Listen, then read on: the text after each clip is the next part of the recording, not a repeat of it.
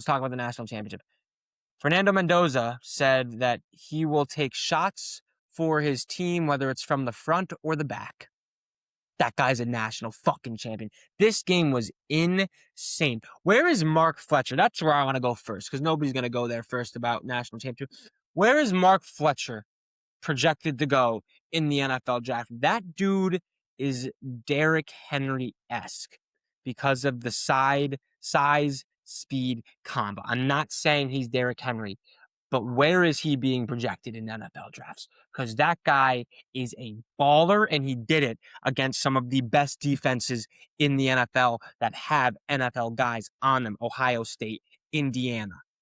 Mark Fletcher, I want every piece of that guy and more at the next level. He has the size of a Derrick Henry, maybe not completely. I don't want to go that far. Derrick Henry's a unicorn, but it's just the size-speed combo that is so hard to come by and is proven to be durable for a long time. And durability as a running back position, you don't get that often. And where would Miami be without Mark Fletcher this playoff run?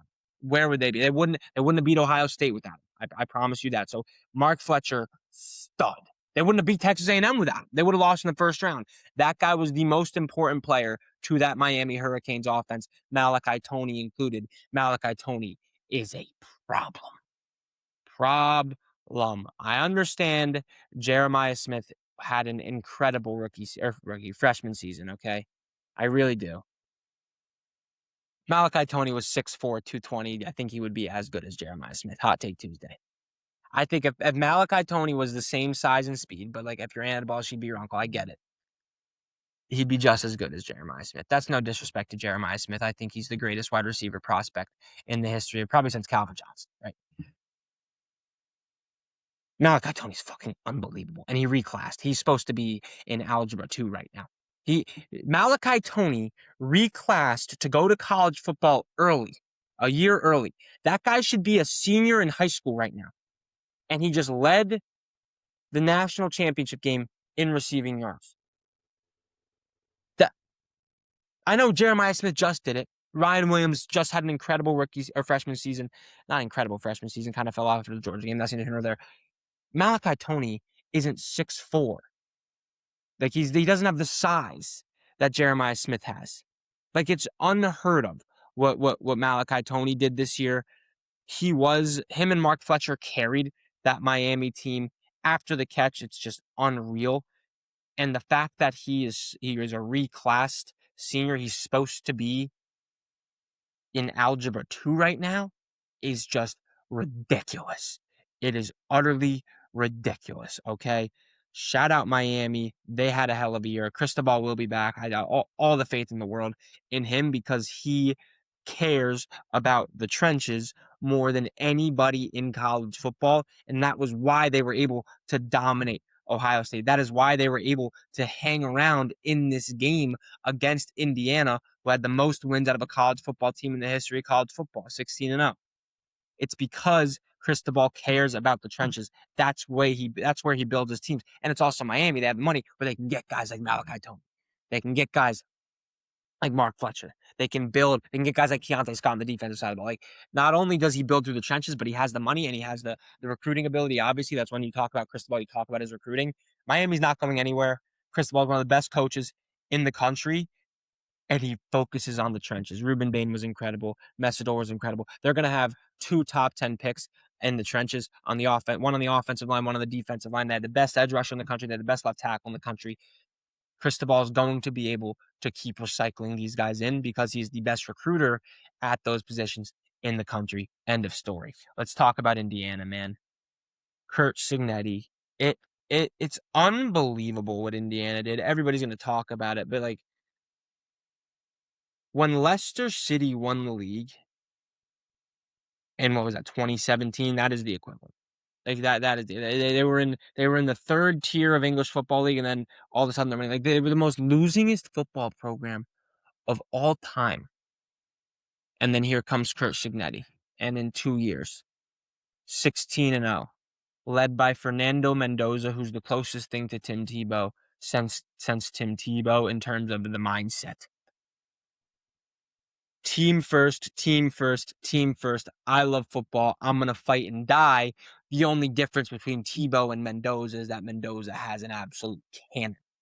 But that run on fourth down, the second fourth down conversion on that drive, by the way, oh, gosh, man, I wish that guy was going to be a New York Jet more than anything.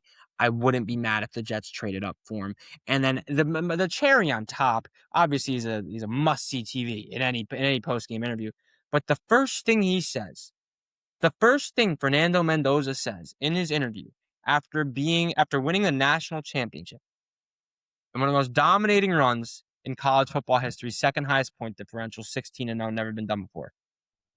First thing he says, in a game where Ruben Bain and Messidor were all over him, offensive line in Indiana did not have a good day. The first thing he says is, my offensive line blocked perfectly. That's the first thing he says. Team first guy, hard worker, obviously, faced adversity, family first. He checks all the boxes. 6'5" cannon, not afraid to put his body on the line. Will die for his teammates. He is the most blue chip football prospect that ever blue chip football prospect when you're talking about between the ears. That's just the reality of the situation with Fernando Mendoza. And I think he genuinely has a little bit of autism in the best possible way, where it's not a facade. He's not just saying that to say that. That's genuinely how he feels in his heart. Like, I will die on this football field for my teammates. How could you not want that guy to be the face of your franchise? Good for the Raiders. And it's really ironic when you think of Las Vegas, the last thing you think about is a guy with the character of Fernando Mendoza, assuming it's not all a facade, which I don't think it is. You can't really make this shit up that he said he would take shots for his teammate from his teammates from the front or the back. You can't make that up, right? So I think Mendoza is a blue chip franchise guy. Take him. Don't even think about trading back. If you're the New York Jets, you have 5 first-round picks over the next 2 years. Let's think about trading up. Okay, let's think about trading up. Who else should we talk about in this game? Oh my goodness, the white receiver. I always forget his name, and it's just so. I feel so bad. If you guys have listened to this podcast now, if you've listened to my college football episodes, I always forget his name every time. He's so disgusting, bro. He is so disgusting. Him and Alberto Mendoza next year is going to be an absolute problem because he's only a sophomore. What is his name, bro? Oh my gosh. Two clutch back shoulder, highly contested, body control. I'm going to be more athletic than you catches from this guy. Oh my goodness, his name's not coming to me. I gotta look it up. That's just brutal. That's just brutal. Becker, bro. Charlie Becker. Unreal. Best wide receiver for Indiana in the playoffs and in the back half of the season, including Cooper, who was huge for them today, especially early on in this game, getting drives going with what he can do after the catch. Surratt wasn't a real big factor in this game, but he was incredible. Hemby and Black was awesome. The running back, he was incredible for them as well. It's just unbelievable what Fernando Mendoza and Curt Cignetti did at Indiana, and I don't think they're done. I don't think he's going anywhere. He wins. Google him. I don't think Cristobal's going anywhere. Oh man, what's the QB situation in Indiana next year? I don't know what it is, but what a college football season! I can't believe we only have three football games left. Not a great place to be. But college basketball this year has been incredible. So you guys will be getting plenty of college basketball content. All right, I love you guys all so very, very much. Thank you for all of the support so far this football season. Sorry I didn't post on Monday. I had a friend here, and I also needed just a second to just get all my thoughts together after what went down in divisional round weekend. We're in the Final Four. We're in the final stretch. I will not be leaving my house until the NFL draft. I will not be leaving my office till the NFL draft. It will be content. It will be out of the ass. Make sure you guys like, follow, subscribe. Make sure you guys stay tuned. I love all of you guys, and I'll catch you guys in the next episode of the Fire Sports Takes podcast.